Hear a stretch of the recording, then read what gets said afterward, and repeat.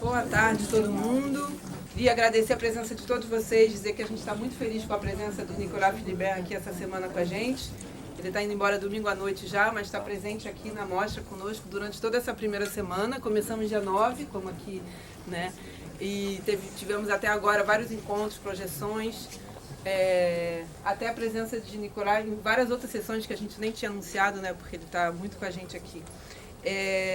Dizer que hoje, então, a Masterclass, a gente queria talvez terminar às 15h50, 55 no máximo, porque às 16h20 a gente tem o filme La Moindre des Choses, O Mínimo das Coisas, e a gente só consegue retirar a senha 30 minutos antes. Então, para ninguém se sentir lesado aqui, vocês terem o tempo de também retirar, né? Porque outras pessoas estão vindo só para o filme. A gente está tentando assim em relação ao tempo. Alguém me perguntou, né, quanto tempo durava aqui essa Masterclass. Agradecer o nosso patrocínio, que é a Caixa, agradecer a parceria que a gente está tendo com o Consulado Francês, com a Cinemateca da Embaixada da França aqui no Brasil e a Institut Français. Agradecer toda a nossa equipe que está aqui com a gente todos os dias. Estamos muito felizes de ter conseguido até aqui, né, apesar de todos os empecilhos. Então, agradecer a todo mundo. Agradecer o Alexandre que está aqui com a gente, está fazendo uma linda tradução. Quem ainda não conhece vai conhecer hoje. Então, amanhã então, o Nicolau está indo embora, não teremos mais encontro com ele, mas a gente ainda vai ter duas sessões especiais assim, na semana que vem, que na terça-feira, dia 16, às 18 horas, a gente vai ter uma sessão de acessibilidade com o filme Le Pays des Sourds, O País dos Surdos, e a gente vai ter, para fechar a mostra, dia 21, que é domingo, dia 21, às 15 horas, a projeção do Être et Avoir, o Ser e Ter, que é esse grande sucesso do Nicolas, que muitos aqui no Brasil ainda não puderam ver, com a presença da Lúcia Monteiro, que é uma pesquisadora, professora, crítica, que vai estar aqui com a gente para conversar sobre esse filme após a sessão. Acho que falei tudo, então, muita boa sessão de Masterclass e depois do filme para quem vai continuar aqui.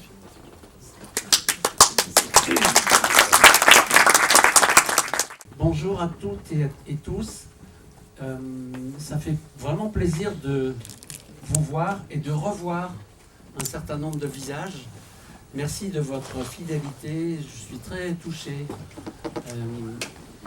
Je veux remercier une fois encore aussi, bien sûr, et Tatiana, Jeanne et toutes celles et ceux qui ont soutenu cette mostra et qui travaillent pour qu'elle ait lieu dans les meilleures conditions possibles. Voilà. Vous savez, on appelle ça une masterclass. Ça me gêne toujours un peu parce que je ne me sens pas... Je ne suis pas un maître. Bien sûr, j'ai un certain parcours. J'ai fait pas mal de films, mais je ne me sens pas... Je ne suis pas dans la position d'un maître quand je fais mes films. Je le dis souvent comme ça, je fais mes films pour apprendre. Donc c'est un peu tout le contraire. S'il fallait donner un titre, ce matin je me disais, s'il fallait donner un titre à cette masterclass, je pourrais dire de fil en aiguille, au fil du temps, l'improvisation est devenue pour moi une nécessité éthique. Je vais m'en expliquer. Je pourrais aussi donner un titre un peu différent en plagiant un écrivain qui s'appelle Julien Green et qui disait « J'écris mes livres pour savoir ce qu'il y a dedans ».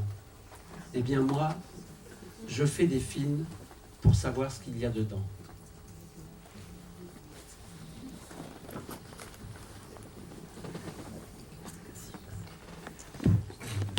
Então, primeiramente, boa tarde a todas e a todos. Muito obrigado por estarem aqui. É um grande prazer para o Nicolas ver e rever alguns rostos que ele já encontrou ao longo da semana. Então, ele fica muito tocado por essa fidelidade. Ele aproveita a oportunidade para agradecer mais uma vez a Tatiana, a Joana, a todos e todas que apoiaram essa mostra, né, que fizeram essa mostra acontecer nas melhores condições. A gente chama esse tipo de evento aqui de uma masterclass, né? Mas isso, na verdade, o incomoda um pouquinho porque ele não se sente um mestre, né? É claro que ele tem um certo percurso, que ele realizou bastante filmes, mas ele não se sente na posição de mestre, assim. Na verdade, ele gosta de pensar que ele faz os filmes dele para aprender. Então é tudo o contrário. E aí, hoje de manhã, ele estava pensando sobre a possibilidade de dar um título a essa masterclass. Eu pensei, se tivesse um título, qual seria? E aí ele falou de fil en aiguille, uma expressão francesa, mas depois ele mudou para o fil du temps, ao longo do tempo, né? O fio do tempo, e a improvisação como uma necessidade ética. E aí, depois ele vai nos explicar um pouquinho isso, né, esse título. E aí, plagiando um escritor, Julien Green, uma alternativa, né, para pensar esse título, essa masterclass, ele reemprega essa frase do Julien Green, que falou assim: eu escrevo para saber o que tem dentro dos meus livros. Então, para ele, seria o filme para saber o que tem dentro dos meus filmes. Dans un premier temps, je vais parler un peu, puis après, on va échanger, si vous êtes d'accord. Pour commencer, j'ai envie de vous parler un peu, non seulement de mes débuts, comment j'ai commencé, mais aussi des débuts. Comment on rentre dans mes films, comment l'idée d'un film a surgi. C'est chaque fois un peu différent.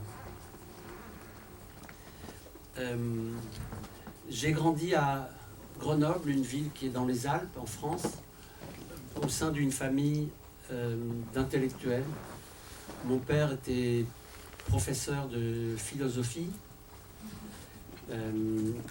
amoureux de théâtre, de culture, d'art et de cinéma. C'était un grand cinéphile.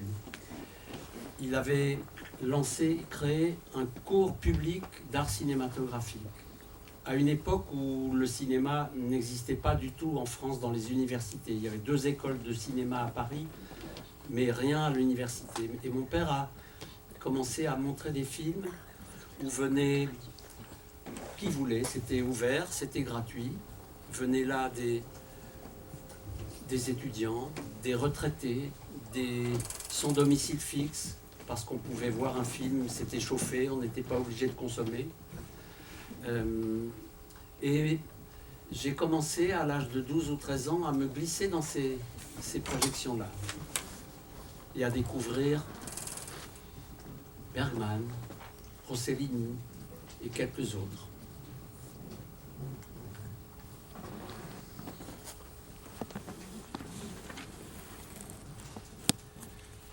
Bom, no primeiro momento, quem vai falar é ele, né? Depois ele gostaria que fosse uma oportunidade para trocar, né? E aí, para começar, então, ele gostaria de falar sobre o início, né?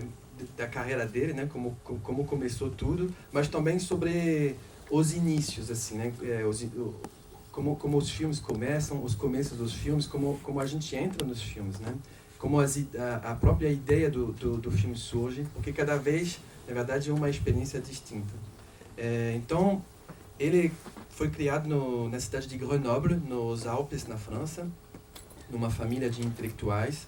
O pai dele era professor de filosofia e ele era um amante do teatro, da cultura, da arte, do cinema. Ele era um grande cinéfilo. E o pai do Nicolas resolveu criar um curso público de arte cinematográfica, que é uma coisa que não era muito comum na época na França. Não tinha curso de cinema nas universidades, tinha 2 escolas em Paris, mas além disso não tinha. E aí ele criou esse curso, que era um curso muito aberto, de graça, e ali iam estudantes, pessoas, moradores de rua, aposentados, e os moradores de rua notadamente porque era um espaço que era quente, né? E não tinha nenhuma obrigação de consumir também. Então, quando ele chegou a ter uns 12, 13 anos, ele começou a participar das projeções, né? E foi dessa forma que ele teve seus primeiros encontros com Bergman, Rossellini e muitos outros. Ma mère, elle chantait, elle aimait jouer du piano, elle chantait. Son métier, c'était, elle travaillait dans un service d'accueil d'étudiants étrangers. Donc, à la maison, défilaient des gens de tous les pays. Et pour nous, c'était important, cette chose-là. Je dis nous, c'est mes frères et sœurs, on est 4. Je suis le 3e.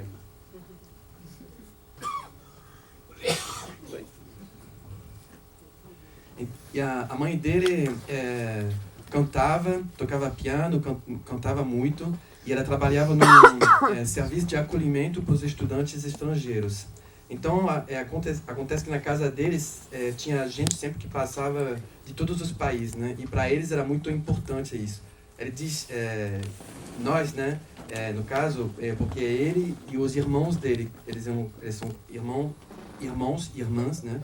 Eles sont 4 et il est au terceiro. Je crois que mon désir de me tourner du côté du cinéma est associé au désir de voyager. À cette époque, chez nous, il n'y avait pas la télé. On voyageait beaucoup moins qu'aujourd'hui, il n'y avait pas Internet. Et de voir des films tels que mon père pouvait en montrer, ou que les salles présentaient, c'était l'occasion de voir des pays différents, lointains, d'entendre des langues différentes. Et je crois que cette chose-là a fortement contribué dans mon désir de me tourner vers le cinéma. Mais je ne pouvais pas faire d'école. Pour faire une école de cinéma, il fallait être bon en maths, en physique, chimie. Matières dans lesquelles j'étais nul, donc j'avais aucune chance. Ma seule chance, c'était de trouver des stages. Et c'est comme ça que j'ai trouvé un premier stage. Et puis, je suis devenu assistant. Pendant 4 ou 5 ans, j'ai été assistant décorateur, assistant réalisateur. C'est un peu comme ça que j'ai commencé.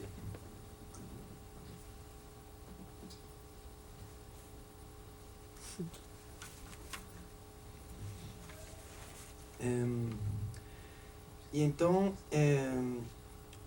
como que nasceu esse desejo do cinema, né? Certamente isso tem uma ligação com um certo desejo de viajar, porque na época não tinha televisão, né? E aí era viajar era uma coisa muito pouco comum, também não tinha internet, né?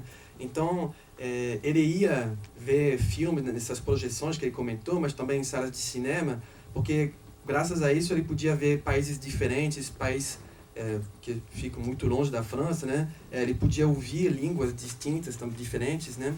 Então tudo isso certamente contribuiu ao desejo dele de trabalhar com o cinema, né? E como ele falou, não tinha muitas formações, e o que tinha na verdade era difícil, porque para você fazer uma formação de cinema, você precisava ser bom em matemática, física e química. E acontece que são disciplinas nas quais ele não tinha um bom resultado. Então ele não tinha nenhuma chance para entrar em uma dessas formações. A chance dele foi na verdade, era através de estágio. E foi assim que ele começou um primeiro estágio, e aí depois de um tempo ele se tornou assistente, o que ele fez durante uns 4 ou 5 anos, né? Trabalhou como assistente de realização, e aí foi assim que começou esse percurso. C'est bon. À 26, ça marche? Oui. Oui. À 26 ans, je me suis lancé dans la réalisation d'un premier film avec un ami, Gérard Mordilla. On a décidé de faire ensemble un premier long métrage documentaire. C'est un film qui s'appelle La Voix de son maître, qui est passé ici, qui va repasser encore. Et La Voix de son maître, c'est un film sur le discours patronal, sur le discours des grands patrons, d'une douzaine de grands patrons de l'industrie française. C'est un film qui donne à entendre la parole de ces personnes qui... C'est pas des patrons à l'ancienne, c'est des patrons qui ont une vision presque futuriste du monde. Et ce film, c'était vraiment un film sur la parole. Je vais un peu développer après.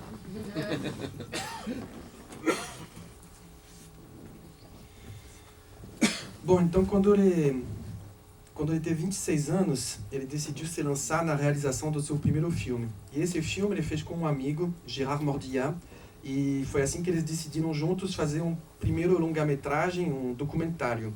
Esse filme é chamado La Voix de son Maître, que passou aqui, vai repassar semana que vem também.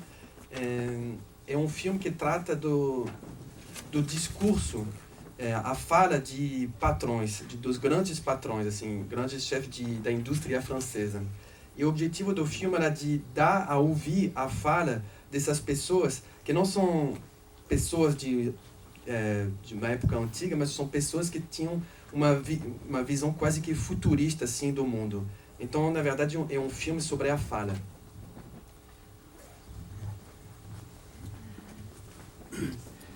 Je ne vais pas m'attarder sur ce film, mais j'ai envie de quand même en dire un mot. Parce que ce film m'a appris une chose importante pour la suite. On a recueilli à peu près 40 heures d'entretien avec ces 12 grands patrons. Et pour commencer avant de commencer le montage, on a d'abord retranscrit tout ce qui s'était dit. À la machine à écrire. Et puis on a commencé, pour un peu gagner du temps sur la salle de montage, pour ne pas avoir à la payer trop longtemps, on a commencé à monter le film sur le papier, à faire du copier-coller. On a fait un montage sur papier qui nous semblait d'une grande pertinence du point de vue de la structure, du sens.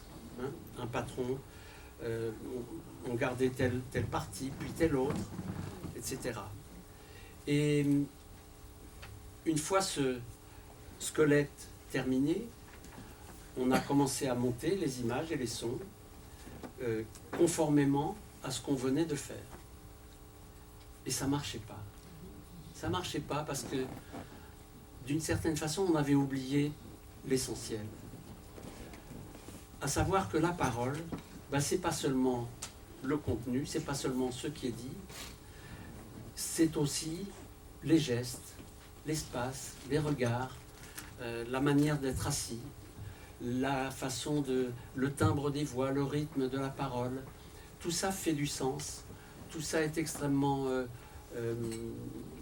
fait partie c'est au moins aussi important que tout le reste, la façon dont les choses sont dites. Et du coup, on a tout remis à plat et on a tout recommencé. Ça a été pour moi très, très, très instructif pour la suite.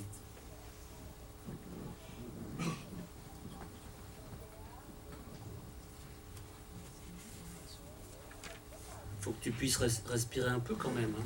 Oui, je respire. Ça va? Je te le dirai. Bom, ele não queria falar muito sobre esse filme, mas ele queria dizer uma palavra a respeito, porque ali ele aprendeu uma coisa muito importante. Bom, então eles realizaram essas entrevistas, né, com esses 12 grandes patrões da indústria francesa, e aí eles tinham mais ou menos 40 horas de entrevista. E antes da montagem, o que eles fizeram? Eles transcreveram todas as entrevistas na máquina de escrever. E isso eles fizeram no intuito de...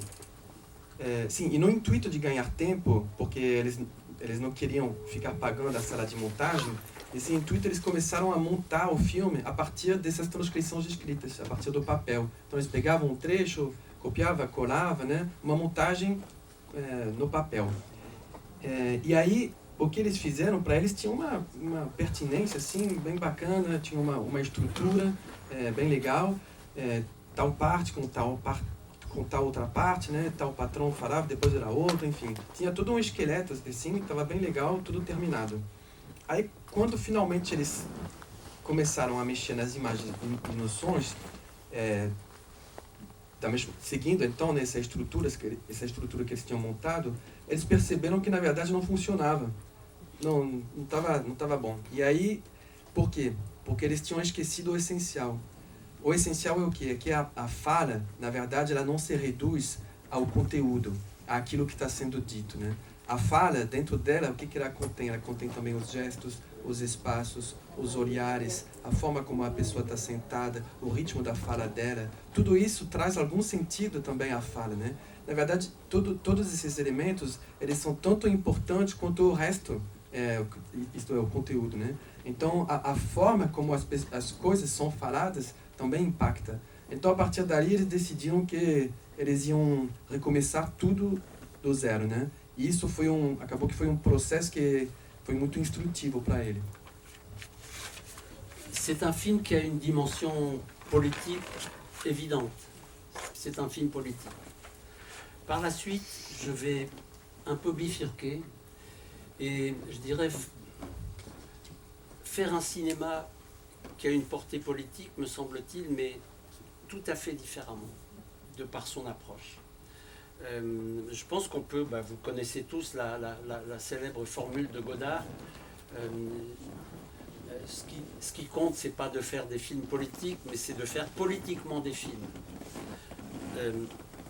Et c'est vrai que petit à petit, je vais faire autrement. Et je dirais, ça passe par le désir de filmer des personnes pour qui j'ai peut-être un peu plus d'empathie que pour les grands patrons.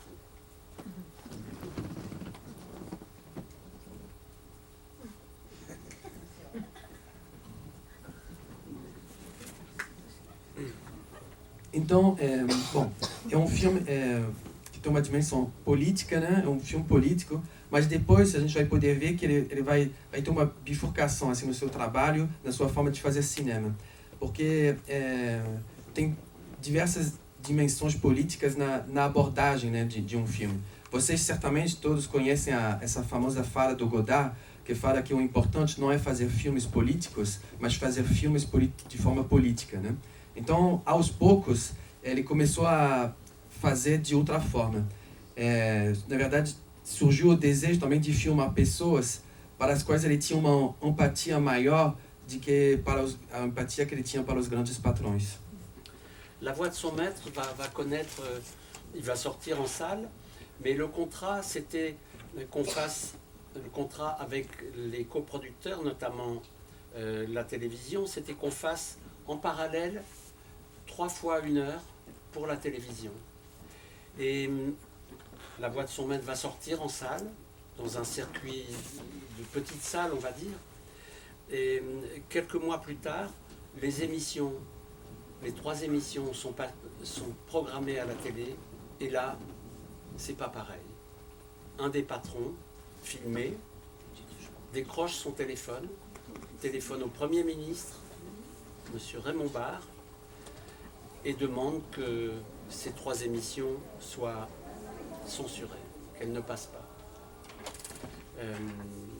Le cabinet du Premier ministre téléphone au directeur, au président de la télévision, Antenne 2, qui va obéir instantanément. Et donc nos trois émissions vont être censurées. Et elles ne sont toujours pas passées dans leur intégralité. Voilà.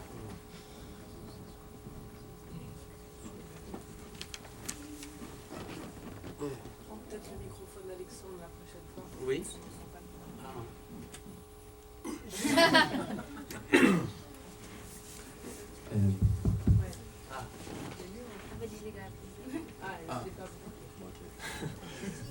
Então, esse filme, La Voix de son maître, ele vai sair primeiramente em sala de cinema. E aí acontece que eles, no contrato que eles tinham com as coprodutoras, notadamente a televisão, tinham esse negócio que, em paralelo, eles deviam fazer emissões 3 vezes 1 hora que ia passar na televisão. E aí, então, o filme sai em salas, no circuito assim de cinema, em salas pequenas, e alguns meses depois, então as emissões, os programas, né, vão passar na televisão. E ali foi realmente outra coisa, porque o que acontece é que um dos patrões que foi filmado, né, ele se viu na TV. E aí ele pegou o telefone dele, ligou para o primeiro-ministro da época, o Raymond Barre, e ele pediu para que isso parasse, assim, que fosse censurado. Então o primeiro-ministro ligou para o presidente da televisão, né? Na época era Antenne 2, e aí esse presidente, o diretor da TV, ele obedeceu instantaneamente. Aí o programa então foi censurado e até hoje ele nunca passou integralmente ainda. Mon co-réalisateur a vite rebondi, il a vite pris le dessus et s'est mis très vite à faire autre chose. Moi, j'ai été plus affecté par cette censure. J'ai mis du temps à rebondir, j'ai mis du temps à réagir, à me relever de cette mesure qui est, comment dire, j'ai ensuite travaillé à plusieurs projets qui n'ont pas abouti. J'avais pas confiance. Je n'y croyais plus, d'une certaine manière. J'ai passé comme ça peut-être 4 ans, 5 ans même, avant de vraiment réussir à me relever. J'ai fait d'autres choses, j'ai écrit un bouquin, mais côté cinéma, j'étais un peu au point mort.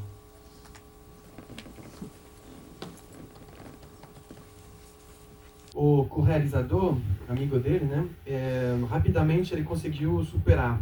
Aí ele começou a fazer outra coisa. Nicolas, por sua vez, ele ficou mais afetado por essa censura, né. Ele demorou um pouco mais devido ao impacto dessa medida, né. Então, ele continuou trabalhando, né, claro, em diversos projetos, mas na verdade nenhum chegou ao fim. Ele tinha perdido a confiança, ele não estava acreditando assim muito mais. Isso durou uns 4, 5 anos antes dele realmente conseguir superar. Ele fez outras coisas nesse momento, né? Ele, por exemplo, ele escreveu um livro, mas no cinema mesmo era estaca zero. Au bout de quelques temps, on vient me chercher. On vient me chercher pour me proposer de faire des films de montagne. J'ai grandi au milieu des montagnes, j'ai fait un peu d'escalade quand j'étais adolescent. On vient me chercher pour filmer un type qui fait des exploits extraordinaires, qui monte des parois verticales, voire surplombantes et sans corde, sans aucun système d'assurance. Je passe quelques nuits d'insomnie à l'idée de filmer cet homme singe, si j'ose dire. Et j'accepte. Et je vais pendant quelques temps, pendant 3 ans, faire quelques films d'aventure sportive, comme on dit. Faire un peu d'acrobatie dans des parois gigantesques.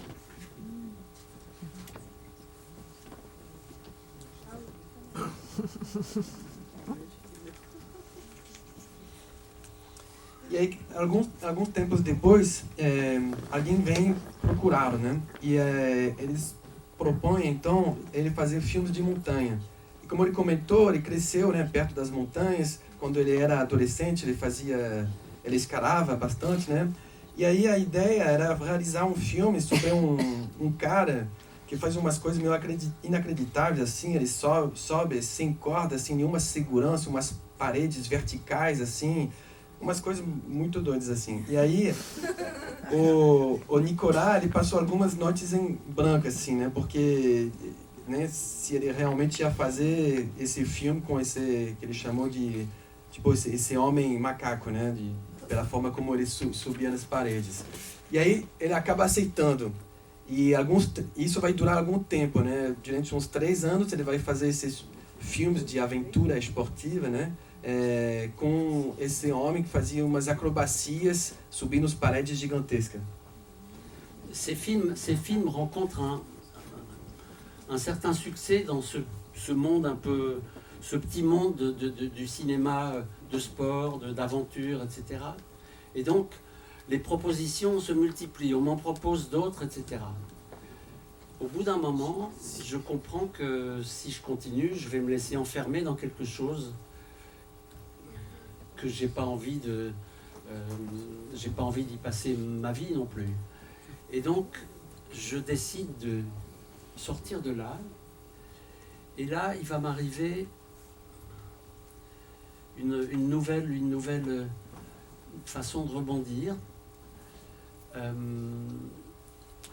Ça va être un film qui s'appelle La Ville Louvre. Je ne sais pas s'il est passé déjà ici. Pas encore. Il n'est pas encore passé. Il passe ces jours-ci. La semaine prochaine. Bom, acontece que esses filmes eles encontram um certo sucesso e aí nesse mundo do cinema de esporte, né, de cinema de aventura, e nesse mundo encontram um certo sucesso. E devido a isso, multiplicam-se as propostas. Só que depois de algum tempo, ele começa a entender que se ele continuar desse jeito, na verdade ele vai fechar o universo dele, né, dentro desse mundo. E na verdade isso é alguma coisa ao qual ele não quer dedicar a vida toda, assim, né? Então ele já começa a pensar que ele tem que sair.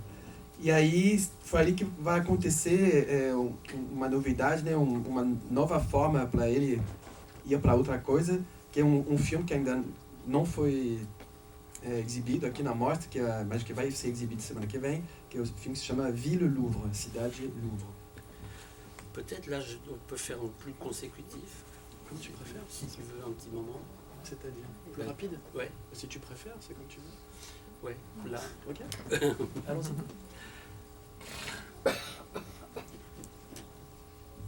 Alors,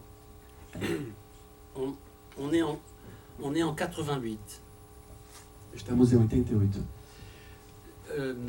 C'est le début d'un processus de transformation du musée du Louvre.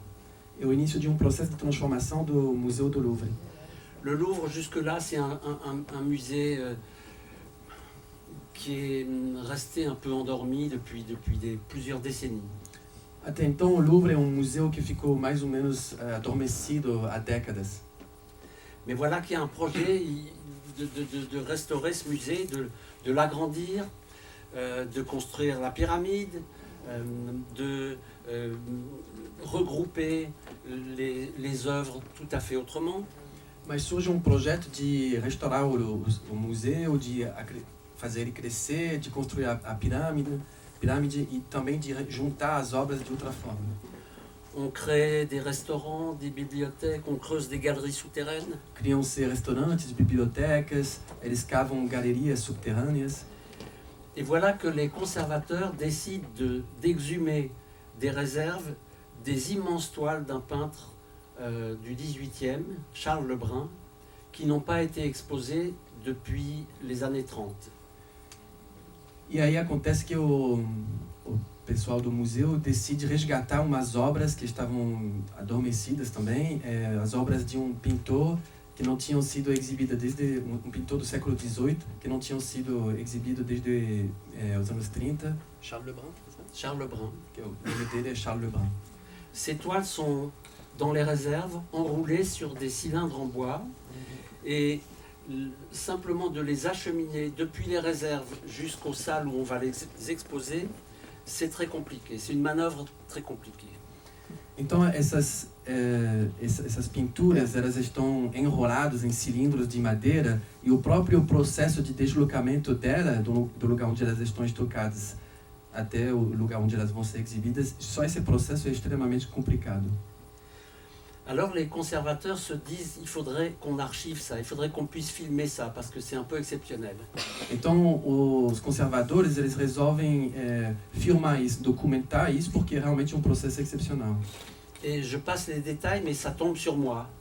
Então vamos cortar os detalhes, mas foi ele que foi escolhido. Je suis invité à filmer une journée au Louvre. Ele é convidado a filmar um dia no Louvre. Eh bien on va regarder. On va regarder, je vais vous montrer un extrait. Je vais vous montrer cette première journée de tournage. Então vamos ver um trecho. Vamos ver o primeiro dia de filmagem.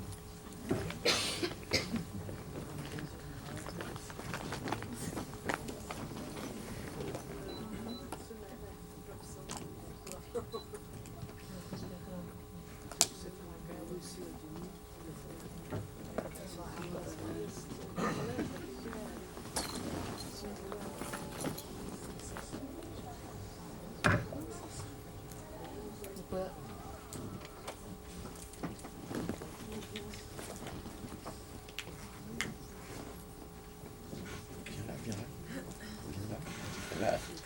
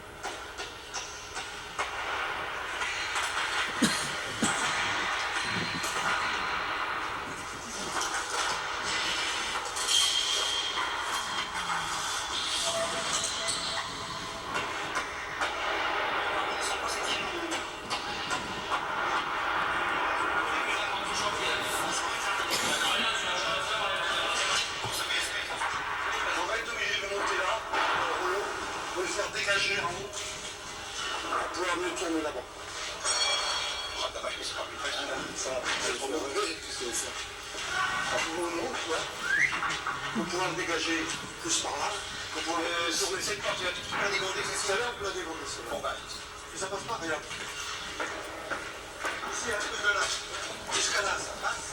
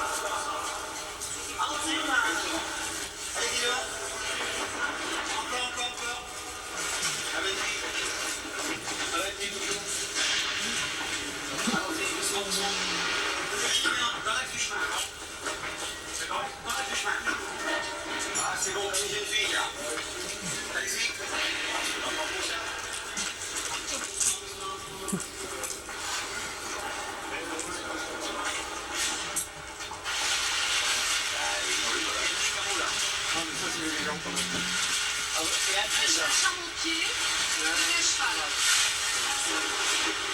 Il y a bien 2 chevaux. C'est bien le départ, enfin, c'est... Ça a bien l'air, hein, Le départ, le début, il est là.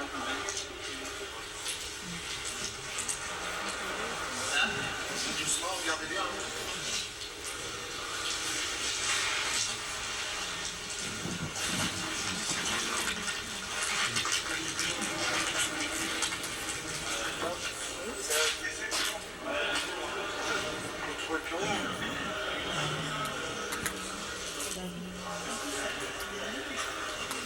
Oui, mais là, la peinture, elle vient avec. Il y a du moisi. Si, c'est du moisi. Si c'est moisi, c'est moisi. La peinture, elle vient avec. C'est bien moisi. Oh là là. C'est pourquoi.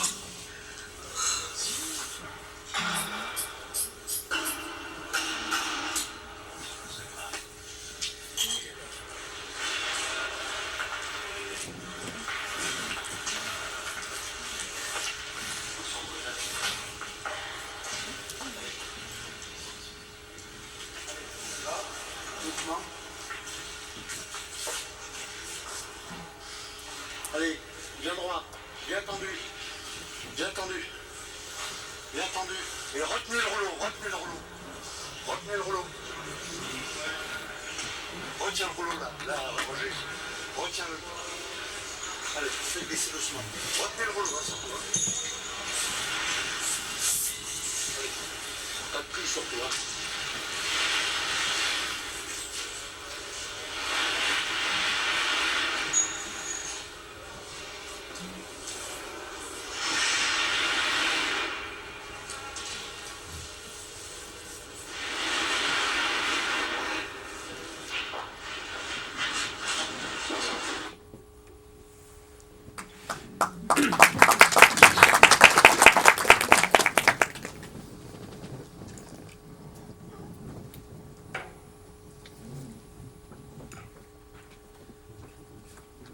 On fait comme juste là.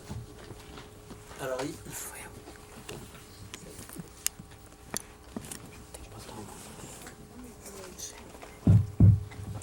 Ben, il faut que je vous raconte la suite. Então ele vai contar o que acontece depois. Le soir de ce premier jour de tournage, je suis censé avoir terminé ma mission. J'ai rempli ma mission. On a rempli notre mission. Normalement, je ne suis pas censé revenir. Sauf que... Não? Então, na noite desse primeiro dia de filmagem, a princípio acabou. Ele não é previsto que ele volte.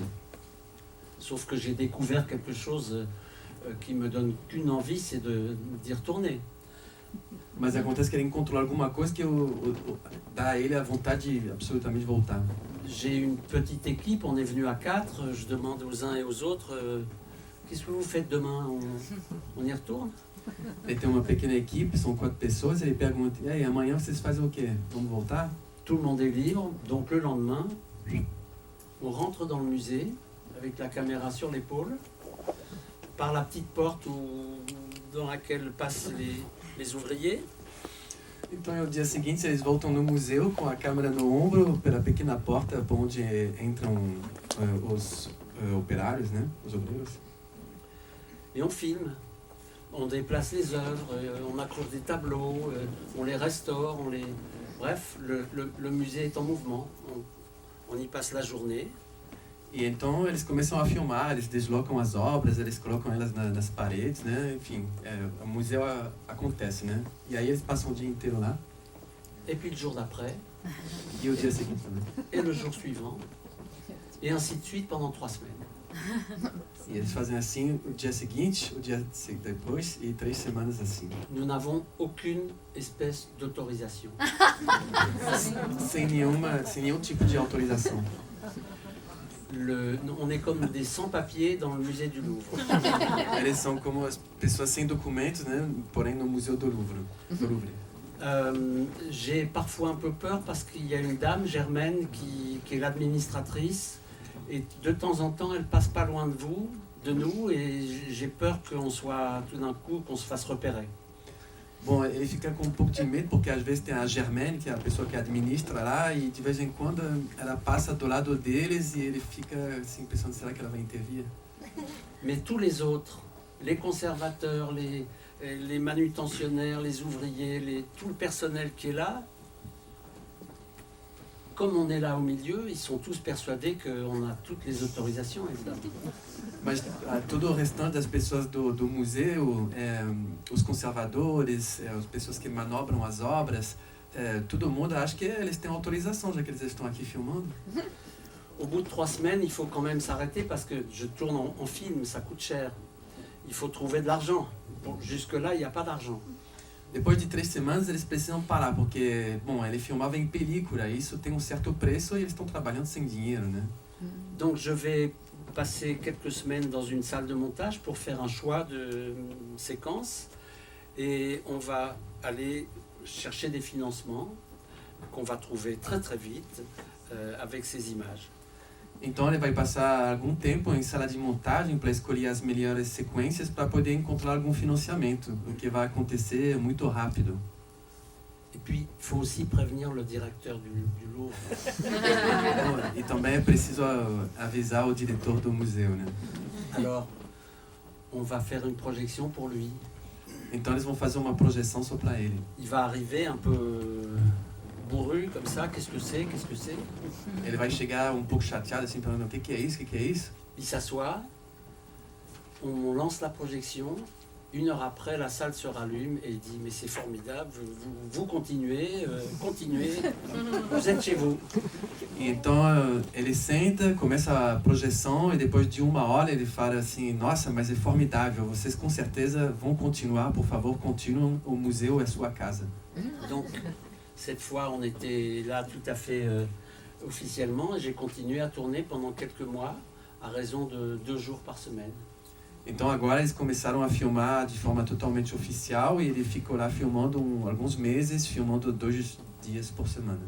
Je dois beaucoup à cet homme, le directeur du Louvre à ce moment-là, Michel Laclotte, parce que jamais aucun musée n'avait ouvert ses portes à un cinéaste jusque-là, pour montrer, n'avait ouvert les coulisses à un cinéaste.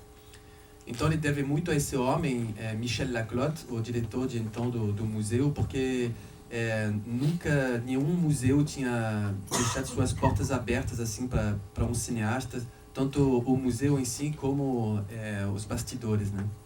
Et puis j'étais inconnu, il m'a fait confiance et voilà, ce film a vu le jour 1 an après.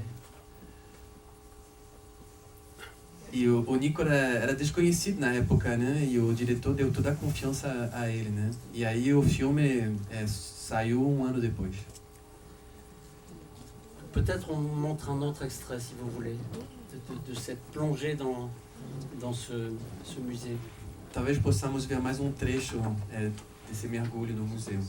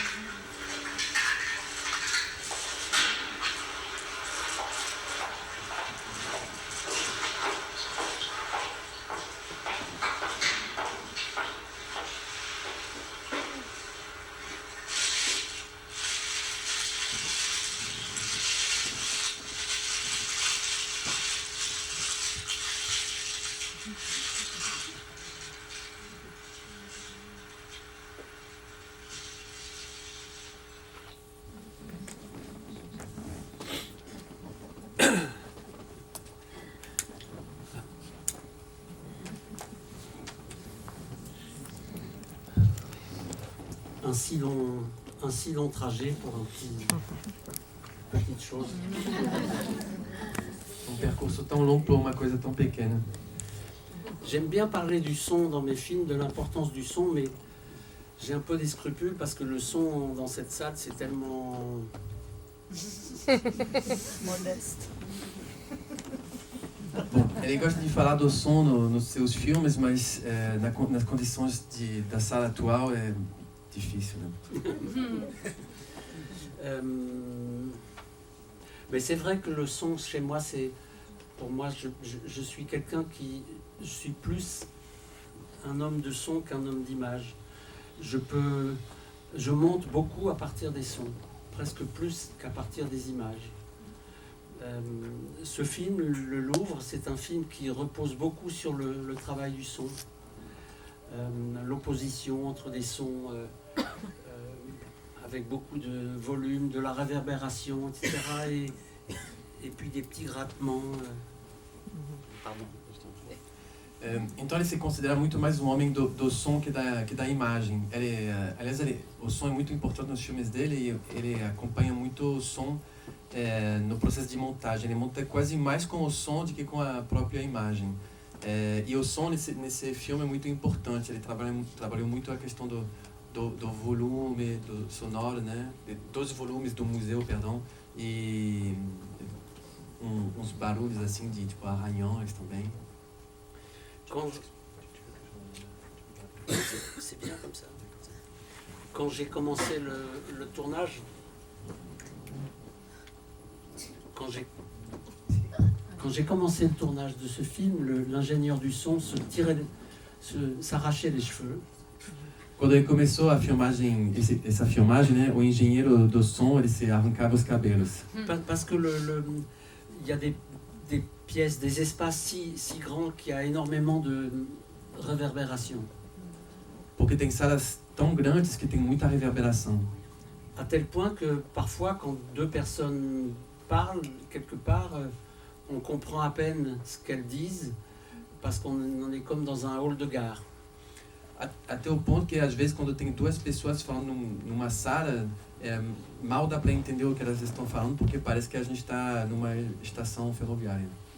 Mais du coup, j'ai très vite tourné cet inconvénient en avantage, à tel point que les gens, parfois, ont comparé ce film à Jacques Tati. Vous savez, chez Tati, il y a souvent les vacances de Monsieur Hulot, les mots sont à peine distincts. Et ce cinéaste joue beaucoup avec ça. Mas ele conseguiu fazer disso uma vantagem para o filme dele. Ele conseguiu muito bem trabalhar essa dimensão, até o ponto dos filmes das pessoas compararem o filme dele com o Jacques Tati. Sabem o filme Les Vacances de Monsieur Hulot, tradução literal, as férias do senhor Hulot, no qual as palavras às vezes no filme do Tati são quase indistinguíveis. À partir de ce film, La Vie de Louvre, je vais continuer dans cette même voie, à savoir continuer à faire des documentaires pour le cinéma. A partir desse filme, então, do filme sobre o Louvre, ele vai prosseguir nesse caminho e ele vai fazer então documentários para o cinema. Il m'arrivera assez souvent de refuser des propositions, des commandes qui venaient qui étaient pour des films pour la télévision, mais j'ai choisi une fois pour toutes, je dirais, de travailler pour le cinéma, pour la salle. Então, frequentemente vão acontecer convites assim, né, para ele trabalhar, realizar documentários para a televisão, mas ele vai se recusar porque ele tomou essa decisão realmente assim de fazer filmes para a sala de cinema. Mais bien sûr, parmi les producteurs et coproducteurs de ces films pour le cinéma, il y a les unités cinéma de plusieurs chaînes de télévision. Mas, claro, dentro dos produtores e coprodutores dos filmes, tem também salas para televisão, né? Salas de cinema para televisão. Notamment la télévision de service public, Antenne 2, France 2, France 3, Arte, dont on a dans la salle un représentant. Notadamente, os canais da TV pública, então tem Antenne 2, France 2, France 3, Arte, do qual temos representante aqui na sala. Arte m'a beaucoup accompagné, soutenu dans mes films, dans mes projets, pendant des années. O canal Arte acompanhou muito o Nicolas durante anos nos filmes, nos projetos. Le fait de travailler pour la salle de cinéma, pour le cinéma, peut-être me donner une liberté plus grande que je n'aurais peut-être pas eu tout à fait en travaillant pour la télé, où vous êtes plus contraint, on vous donne une contrainte de durée, etc. Talvez o fato dele trabalhar mais para o cinema lhe deu muito mais liberdade que se ele tivesse trabalhado para a televisão, onde na verdade tem muito mais critérios, assim, tem que respeitar algumas certas durações, etc. Le film d'après va s'appeler Le Pays des Sourds. Je vais peut-être faire l'impasse, parce que on ne peut pas parler de tout, mais rebondir sur le suivant, La Moindre des Choses, qui passe tout à l'heure. Então, o filme que ele vai fazer depois se chama O País dos Surdos. Bom, talvez a gente não consiga falar sobre ele, porque não dá tempo, né? Mas ele vai se debruçar sobre o filme seguinte, que é La Moindre des Choses. La Moindre des Choses, c'est un film, je le dis souvent comme ça, que j'ai fait à reculons. Je ne voulais pas le faire. Dans mon entourage, des amis qui ont travaillé en psychiatrie m'ont dit « Nicolas, tu devrais faire un film à la clinique de Laborde ». Esse filme é um filme que ele fez meio que recuando, assim, né? Ele não queria fazer esse filme. Muitos amigos do campo da psiquiatria falaram para ele: Nicolas, você deveria fazer um filme sobre a clínica Laborde. C'est une clinique privée, mais c'est pas pour les riches, qui se trouve à 200 km de Paris. É uma clínica privada, mas não é uma clínica para os ricos, né? É uma clínica que se encontra a 200 km de Paris. Dans un petit château que patients et soignants ont retapé au début. Num pequeno castelo que pacientes e profissionais de saúde recuperaram no início, restauraram. Mais il y a encore des fuites d'eau, des tuiles qui manquent sur telle partie, etc. C'est tout le temps en chantier. Mas ainda tem goteiras de água, está faltando pedaço do teto, enfim, é sempre uma obra em construção. J'ai donc dit non à ces amis qui voulaient m'envoyer faire un film là-bas, parce que j'avais des scrupules très profonds à l'idée de venir avec une caméra dans un lieu de soins psychiatriques. Então ele se recusou diante da proposta dos amigos de fazer um filme ali, porque ele se sentia incomodado diante da possibilidade de trazer uma câmera no meio psiquiátrico. Je l'ai un peu dit déjà l'autre jour, mais quand on a une caméra dans les mains, on a un outil de pouvoir et on peut assez vite, assez facilement instrumentaliser les gens qu'on filme. Então ele já falou sobre isso no outro dia, mas quando a gente tem uma câmera na mão, a gente tem na mão um instrumento de poder e é muito fácil a gente instrumentalizar aquilo que está acontecendo. Et au fond, j'avais peur je dirais de filmer des gens que je pensais en situation de faiblesse. E no fundo, talvez, ele diria que ele estava com medo de filmar pessoas que ele considerava em situação de fragilidade.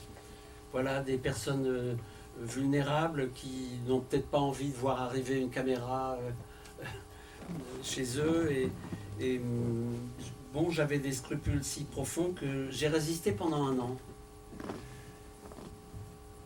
Então, assim, pessoas vulneráveis que talvez não tinham a vontade de ver chegar uma câmera assim para filmá-las. Então ele se sentia tão assim incomodado que ele demorou 1 ano recusando esse convite. Au bout d'un an, mes amis m'ont dit, écoute, tes scrupules t'honorent, c'est très bien, mais tu risques rien, vas-y, va 3 jours là-bas. Então, depois de um ano, os amigos falaram, bom, Nicolas, suas preocupações são muito legais, isso é muito bom, mas você não perde nada se você for 3 dias lá para filmar.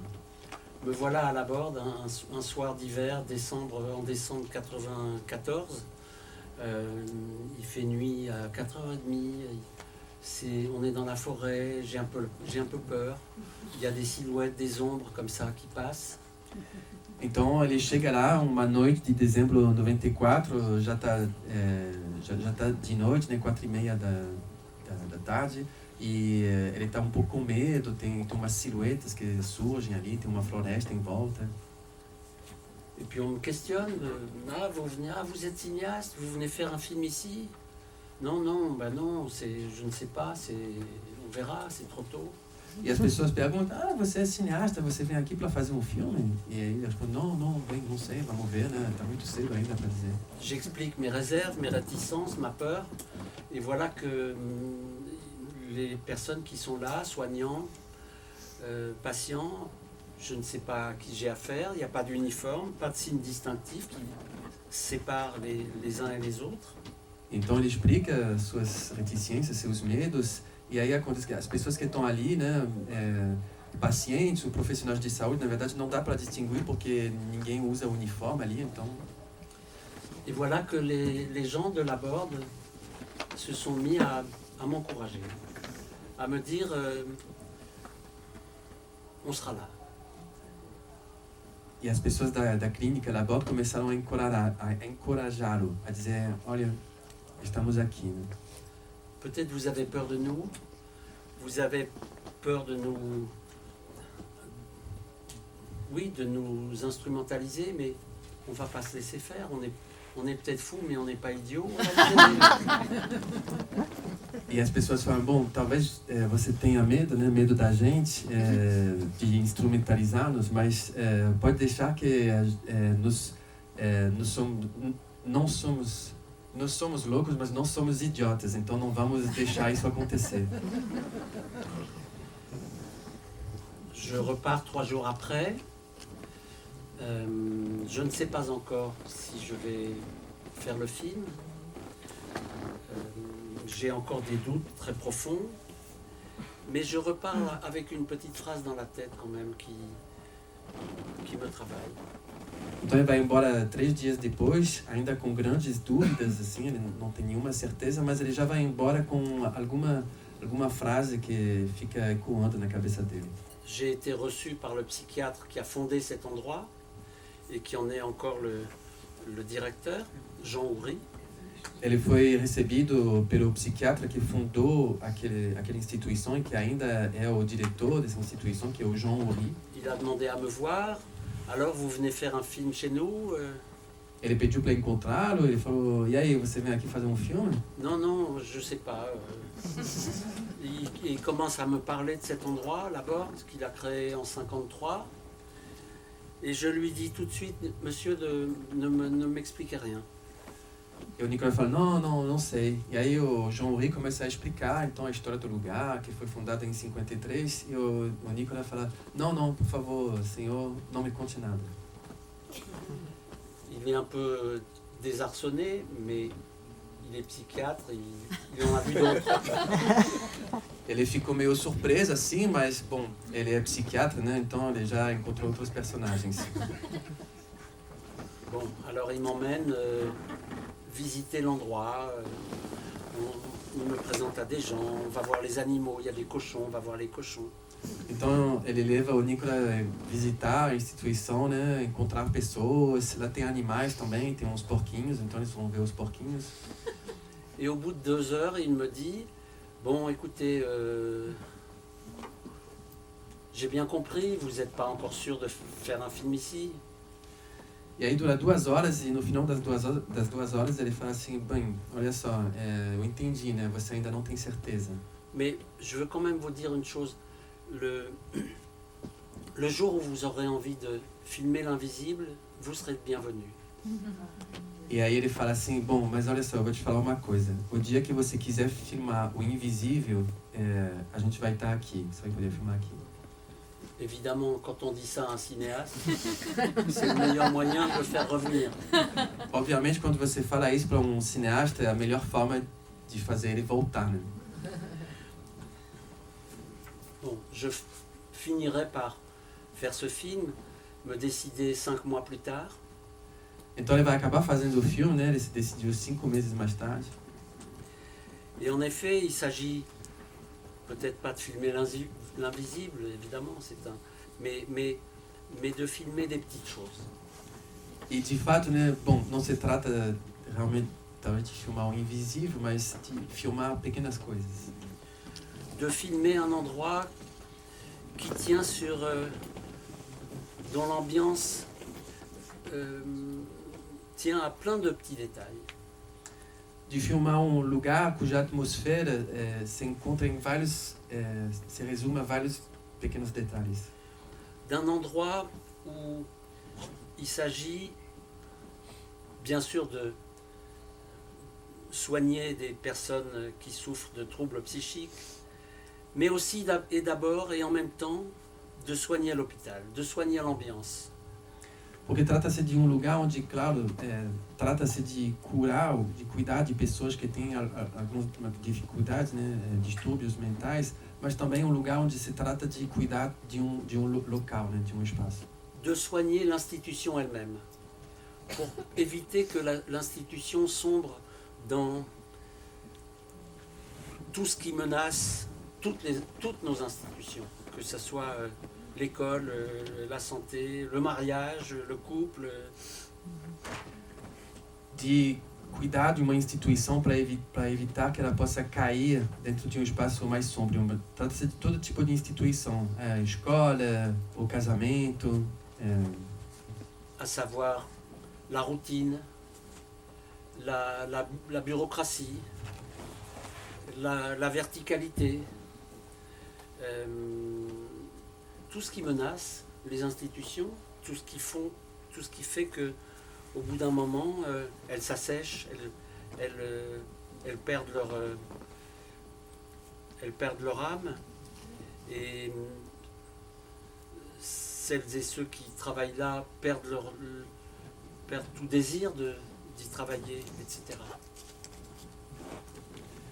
Então, cuidar da questão rotineira, da questão da verticalidade, que são muitas coisas que ameaçam as instituições e que fazem que elas se tornem mais secas e que elas possam perder a sua alma, que as pessoas também que trabalham lá percam a sua alma e o próprio desejo de trabalhar nessas instituições. C'est ce courant si important dont César, avant-hier, a parlé. Je ne sais pas son nom de famille, mais César a parlé, qui s'appelle la psychothérapie institutionnelle, et dont Jean Houry, ce psychiatre, a été un des pères fondateurs. Então, é uma corrente muito importante, né, da psicoterapia institucional, da qual o César Milhorim falou no outro encontro, e essa corrente, então, o Jean Houry é um dos seus fundadores. J'ai envie de dire que ce film a été pour moi quelque chose de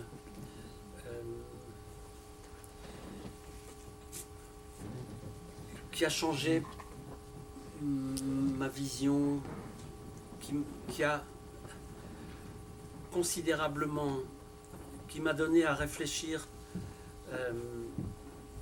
très profondément sur mon cinéma, sur mon travail, sur ce que c'est de filmer, sur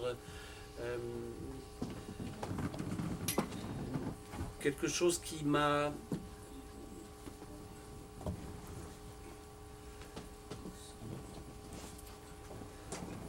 apporté, au fond j'ai trouvé là un certain nombre de concepts qui m'ont vraiment aidé à avancer dans mon travail. Une proximité entre ce qu'on fait là, ce que font les soignants, et d'une certaine manière, ma manière d'approcher le cinéma.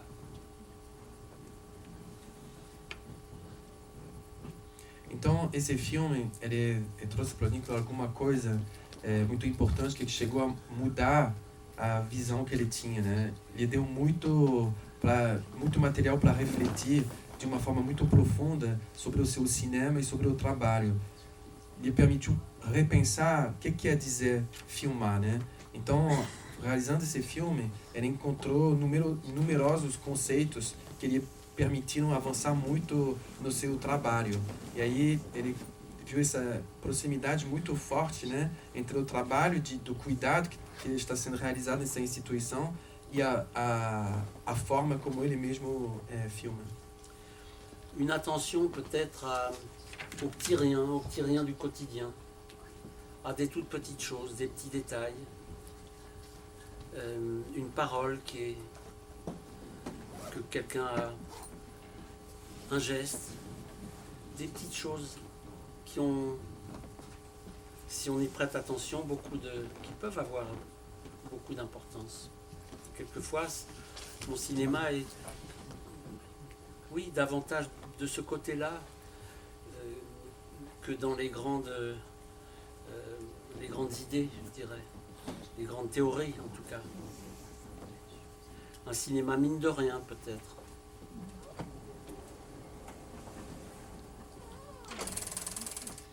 Então, trata-se de uma atenção às pequenas coisas do cotidiano, aos detalhes, uma atenção a uma fala, a um gesto, a todas essas pequenas coisas, porque se a gente dá a essas coisas uma certa atenção, na verdade elas podem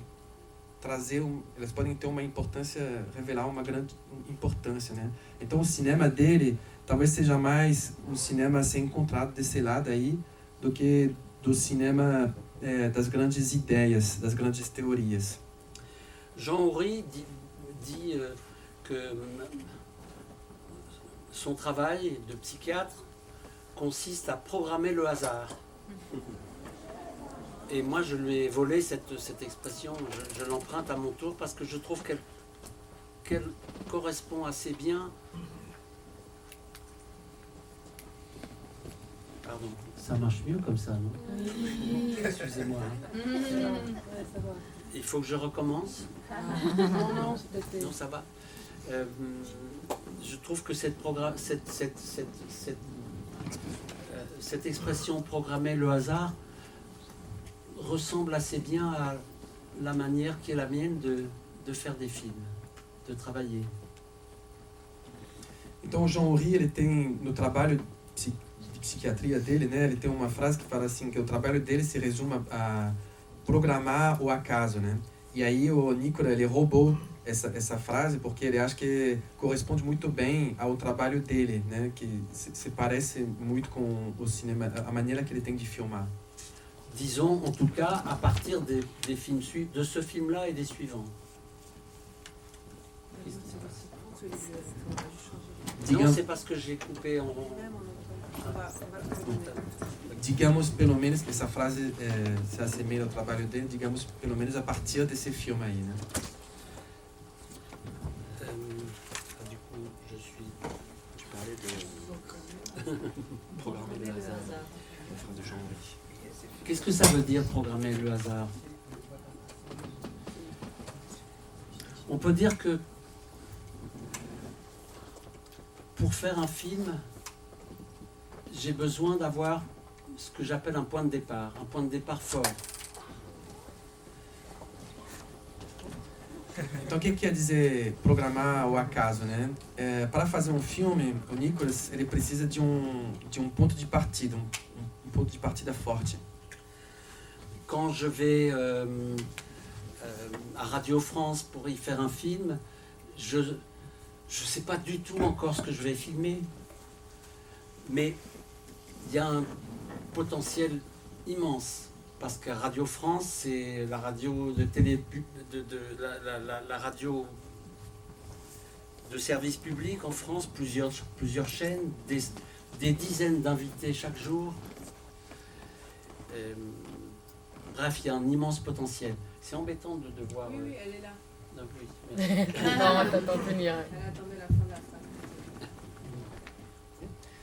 Então, por exemplo, quando ele vai fazer o filme sobre a Radio France, ele não sabe o que ele vai filmar, né? Mas ele sabe que ali tem um potencial imenso, porque a Radio France é o serviço público, né? E aí tem vários canais, dezenas de convidados todo dia, então assim é um potencial imenso mesmo. Quand je monte à bord de l'Adamant, je sais aussi qu'il y a là la promesse de quelque chose. Quando ele sobe no Adamant, ele sabe também que ali existe a promessa de alguma coisa. Cette idée d'une promesse de quelque chose, c'est pour moi essentiel. Je ne suis pas quelqu'un qui suis à la recherche d'un sujet de film, mais à la recherche d'un projet. C'est pas pareil. Então essa ideia de promessa é uma coisa realmente essencial para o trabalho dele, porque ele não se considera alguém que está à busca de um assunto, mas ele está à busca de um projeto. Quand je viens à la Borde pour la moindre des choses, au fond, j'ai pas de sujet. C'est pas un film sur la psychiatrie. C'est pas un film sur le théâtre, même si je vais filmer les répétitions d'un spectacle de théâtre. C'est tout ça en même temps, mais c'est pas quelque chose qui peut s'enfermer dans un sujet.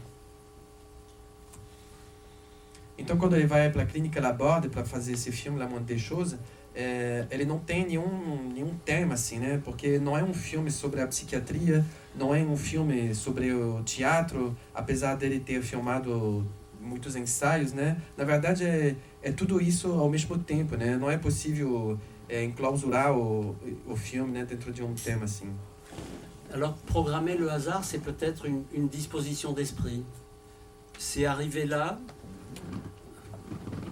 j'allais dire les mains dans les poches. Non, c'est pas le bon terme, mais sans vouloir dire préalable, sans projet, sans l'intention de délivrer un message sur la psychiatrie ou de dire sans vouloir dire. Je fais pas des films pour dire, mais pour faire des films. C'est pas pareil.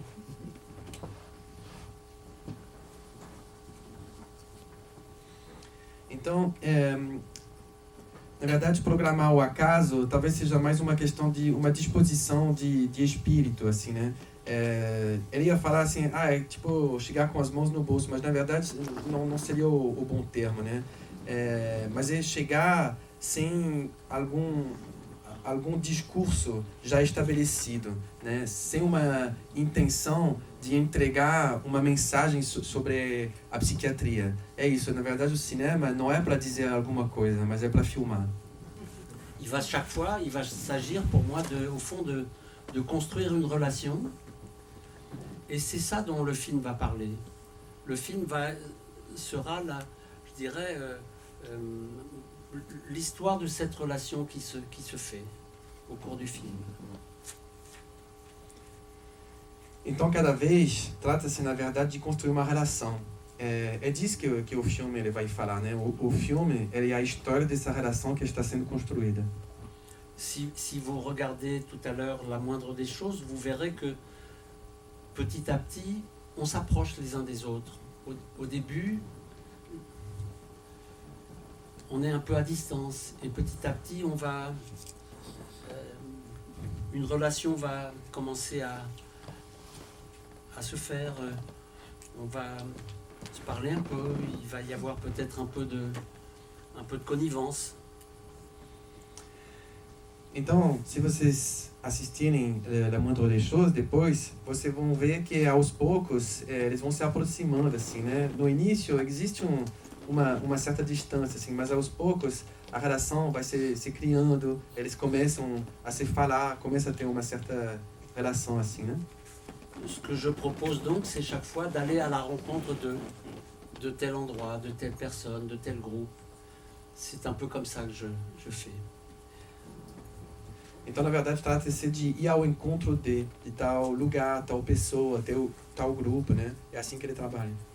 J'ai dit en commençant qu'on aurait pu donner à cette masterclass, on aurait pu dire improviser est devenu pour moi comme une nécessité. Então ele disse no início da masterclass que a gente poderia ter pensado o título para a masterclass, né? Improvisar torna-se uma necessidade.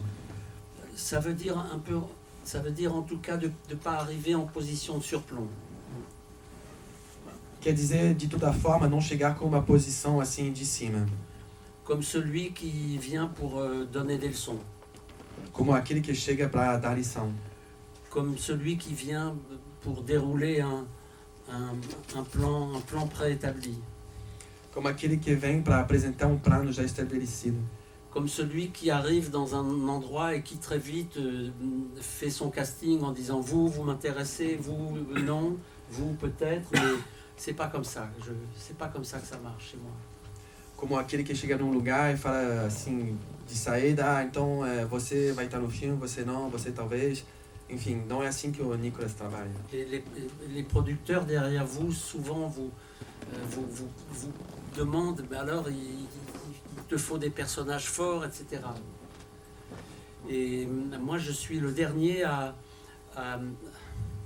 tomber là-dedans, tomber dans ce travers-là, parce que je sais d'expérience qu'il y a, quand on arrive quelque part, des personnes qu'on remarque très vite et d'autres qu'on met très longtemps à remarquer. Mais ceux-là ou celles-là, ce sont des gens qui quelquefois ont plein de choses à raconter, qui sont restés dans l'ombre, un peu à l'écart, qu'il faudra du temps, qu'il faudra 2 mois peut-être, mais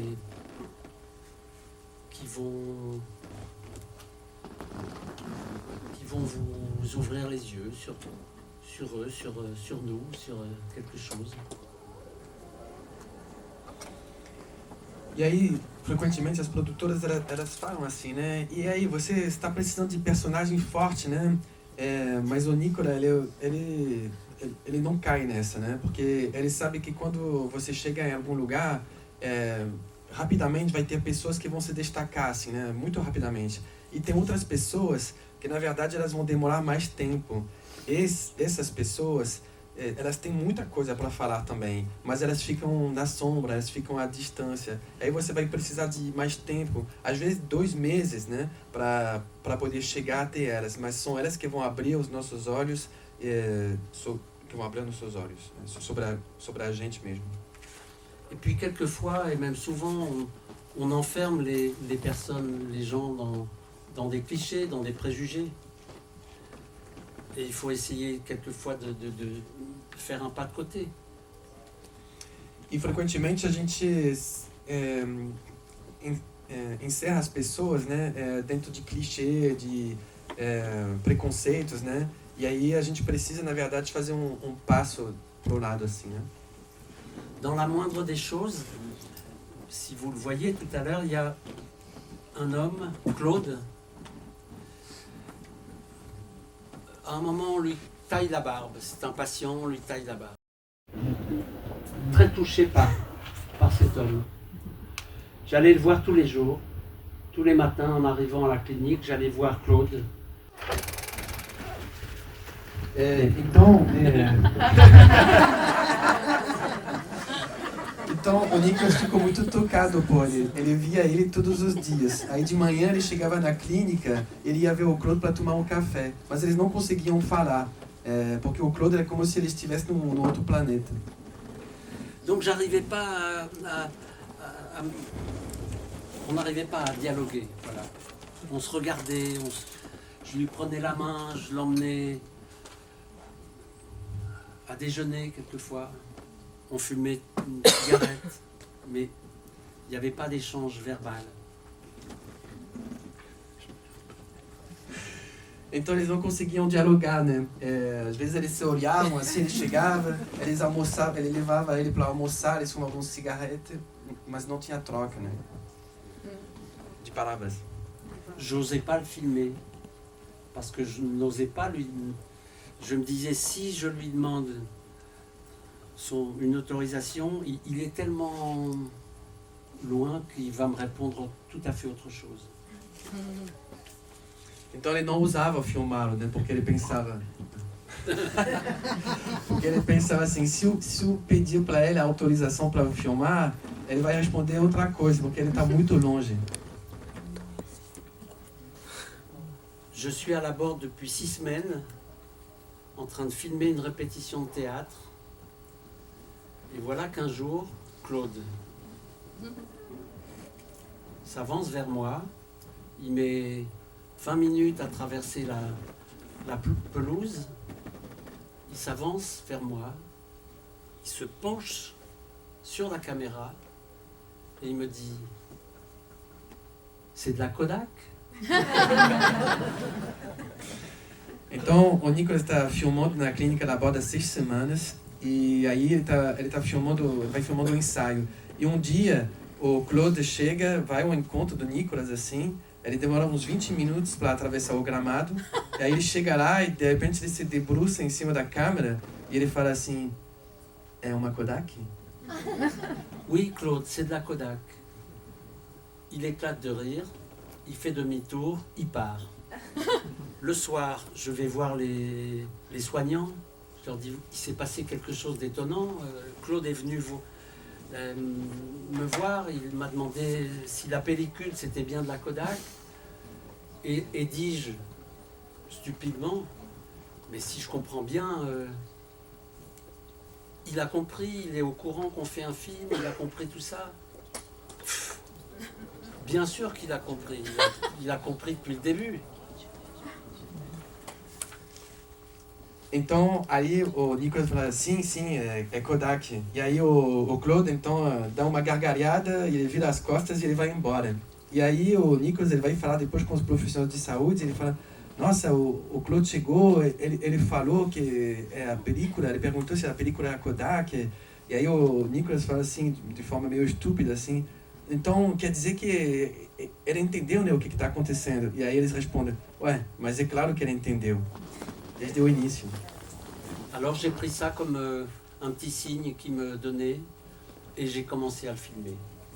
Et ça s'est, je crois, bien passé. Então o Nicolas entendeu isso como um sinal, né, que o Claude estava dando, e aí a partir daí ele começou a filmá-lo e ele acha que foi ótimo. Peut-être que je vais m'arrêter et vous laisser parler un peu. Bem, talvez nesse momento, né, talvez seja o momento de parar de falar e de escutar vocês um pouquinho.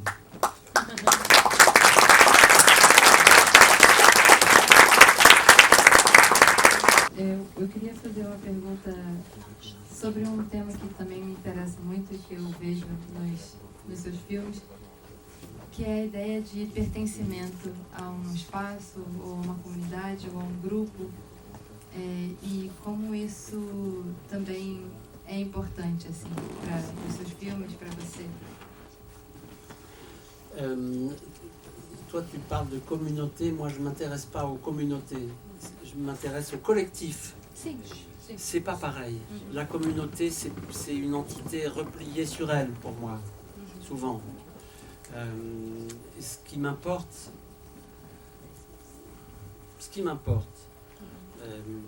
au-delà même de mes films, ce qui m'importe, c'est la confrontation, c'est l'hétérogénéité, c'est la multitude, c'est la multiplicité. C'est quand on n'est que dans l'entre-soi, ne m'intéresse pas beaucoup. Ce qui compte, c'est le débat, l'échange. Voilà. Et on est dans un monde aujourd'hui de repli terrible. En Europe, partout, on le voit bien au plan politique, mais au plan sociologique. Les communautés se renforcent et s'opposent. Par exemple, la Borde, c'est un lieu où on mélange des gens de toutes sortes de pathologies. Il ne faut pas rester entre soi, sinon ça... Voilà. Sim, então, na verdade ele pegou a questão que foi falado sobre comunidade e ele prefere pensar não comunidade, mas coletivo, porque uma comunidade é uma entidade que geralmente está fechada em torno dela mesma, né? E o que importa a ele, mas até para além dos seus próprios filmes, né, é a questão da confrontação, a questão da heterogeneidade, a questão da multitude, da multiplicidade. Então, por isso ele não tem um interesse tão grande assim para as comunidades, porque ele acha que é importante esse confronto, os debates, as trocas. E a gente vê hoje em dia, né, na Europa, mas enfim, no mundo inteiro, né, o problema é tanto politicamente quanto sociologicamente das comunidades que de certa forma se reforçam e acabam se opondo umas às outras, né? Então, na clínica Laborde, por exemplo, ele citou que é interessante ver que lá as patologias são misturadas. É isso. Bonjour. S'il vous plaît, pour sur la demande, combien de journées de filmage? Ou para o filme sur La Demande, quantas diárias de filmagem? Muito obrigado. La Demande, c'est en tout 60 journées de tournage, sachant que la moitié du temps, je suis seul. J'ai une petite équipe, quand l'équipe est au grand complet, on est 4, parfois on est 3, 2, mais une fois sur 2, j'étais seul. 60 jours étalés sur une longue période parce que le Covid s'est mêlé de l'affaire et du coup le tournage s'est étalé sur 7 mois. Pas tous les jours donc. Você fazia a câmera? Vous faisiez la caméra? C'est moi qui filme, je filme, oui. Então, o Adamão foram 60 dias de filmagem, muitas vezes sozinho. Um dia ele estava sozinho, outro dia com a equipe, mas era sempre uma equipe pequena, 3 ou 4, às vezes somente 2 pessoas. Mas foram 60 dias, mas 60 dias num período muito grande, porque a Covid chegou no meio. Então, na verdade, foram 7 meses, né? Ao longo de 7 meses. E aí depois ele complementou que ele mesmo estava filmando, com a câmera, né? Só vou ali atrás e depois eu passo para você.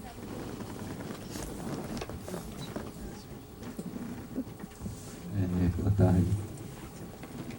Se você acredita que durante o processo de gravação você funciona também como cuidador dessas pessoas,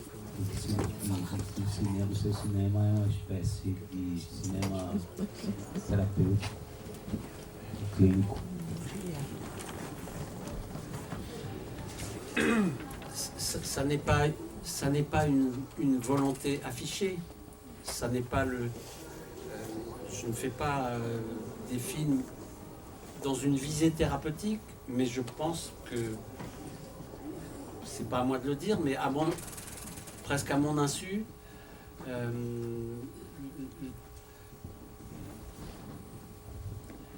ma caméra, mes images, ma façon je dirais, d'être à l'écoute des personnes qui, comme sur l'Adamant ou à Laborde, sont en souffrance, c'est quelque chose qui peut apporter un peu de considération aux personnes que je filme. J'ai des retours qui vont dans ce sens-là, oui, bien sûr. On peut avoir une fonction soignante sans avoir le statut de soignant. Un artiste qui vient faire un atelier là peut avoir une fonction soignante, un cinéaste, oui. Un patient peut avoir une fonction soignante auprès d'un autre. Merci. Bom, isso não é um desejo assim manifesto assim, né? Mas é verdade que não são filmes que têm um desejo assim terapêutico. Bom, mas ele pensa, mas enfim, não seria o caso dele falar isso, né? Mas de repente, quase sem querer, né? Com a sua câmera, suas imagens, né? A forma que ele tem de estar à escuta, É verdade que no Adamant, na Clínica Labor, tem pessoas que estão em grande sofrimento, né? Então, de repente, a consideração que é dada às pessoas que estão sendo filmadas, né? Enfim, isso são coisas que ele já escutou, né? Comentários que vão nesse sentido da sua pergunta.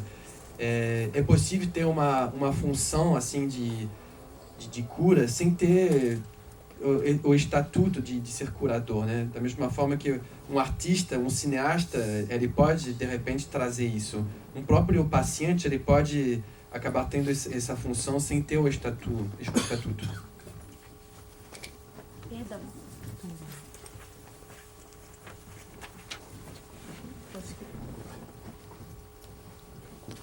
Boa tarde. Antes eu queria dizer que estou muito feliz com essa experiência, com essa oportunidade de estar aqui. Eu queria perguntar sobre, você disse que o filme, ele é o produto, eu não sei se você usou essa palavra, tá? Mas você disse que o filme, ele é o resultado de um encontro. E eu fiquei pensando no Pierre Bourdieu, num texto que se chama Compreender, em que ele vai falar, ele está falando para os etnógrafos, mas eu acho que serve para nós documentaristas muito, que é o entendimento de que as relações são sempre assimétricas. E as pessoas têm, vamos dizer, capitais culturais, capitais diversos. E eu queria saber como é que você sente como é que é para você a relação com as pessoas que você filma, nesse sentido, né, da assimetria. Você mesmo disse, a câmera é um instrumento de poder. Alors, on me souffle qu'il va falloir bientôt arrêter, mais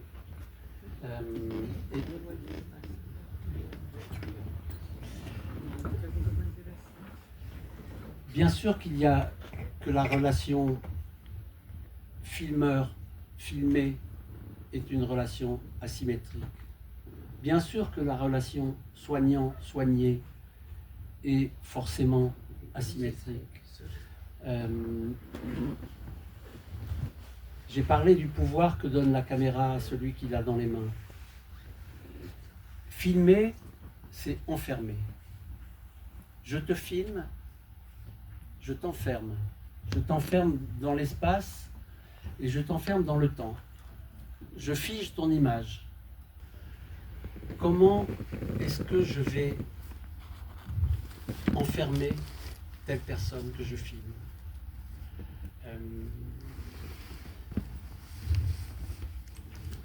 La caméra filmée, c'est toujours une forme de rapt. Il y a toujours un rapt, même si on a les meilleures intentions du monde. Il y a quelque chose de cet ordre-là. Donc, je dis que, en effet, on a un pouvoir dans les mains. Toute la question, c'est comment ne pas abuser du pouvoir que nous donne la caméra. Comment être le moins nocif possible. Et on n'est pas toujours nocif, parce qu'il y a aussi la personne filmée, elle peut se sentir tout d'un coup stimulée, reconnue, enrichie par cette expérience, considérée, tout simplement. Et c'est important, bien. Mais filmer, c'est enfermer. On dit, en français, je ne sais pas si le jeu de mots marche ici aussi, mais on fait une captation quand on filme un spectacle de théâtre, par exemple. Ça s'appelle une captation. Captation, capture. Ça renvoie aussi à cette idée de captivité, d'enfermement. A gente vai ter que parar depois dessa resposta, tá? Mas então é claro que na relação que existe entre quem filma e quem está sendo filmado, existe uma grande assimetria. Da mesma forma que tem uma assimetria entre quem está curando e quem está cuidando e quem está sendo cuidado, né? Então existe sim um grande poder para quem tem a câmera na mão, né? Porque filmar, de certa forma, também quer dizer enclausurar, né? Cercar. Então, se eu filmo alguém, de certa forma, eu vou enclausurá-lo dentro de um espaço, dentro de um tempo. Eu vou fixar a imagem dele, né? Então, o cineasta ele tem uma grande responsabilidade, porque trata-se de pensar como que eu vou, então, cercar, né, as pessoas, enclausurar as pessoas filmadas. Então, filmar, de certa forma, né, sendo assim, a gente pode considerar que filmar é um tipo de roubo, né? Mesmo que seja com as melhores intenções do mundo. Não deixa de ser um poder que o cineasta tem nas mãos e a questão se resume em como não abusar desse poder que a gente tem nas mãos, né? Como ser o menos nocivo possível. É claro que nem sempre é um ato nocivo, né? As pessoas filmadas, frequentemente, elas podem se sentir estimuladas, elas podem se sentir enriquecidas, elas podem se sentir consideradas, reconhecidas por essa experiência, né?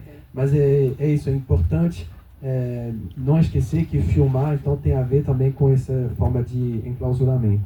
E aí ele trouxe esse jogo de palavras, assim, né? Porque falou que a palavra captação, captação, né, em francês, também quer dizer filmar um espetáculo de teatro. E aí ele trouxe captação, captura, e aí vai para a catividade, né? Parler de Bourdieu, je voudrais vous lire une toute petite chose de Gilles Deleuze. Então, para concluir, já que você mencionou Bourdieu, ele gostaria de ler alguma pequena coisa do Gilles Deleuze. Les gens n'ont de charme que par leur folie. Voilà qui est difficile à comprendre. Le vrai charme des gens, c'est le côté où ils perdent un peu les pédales. C'est le côté où ils ne savent plus très bien où ils en sont. O charme. Tu peux lire par-dessus ton épaule, oui, bien sûr. C'est où?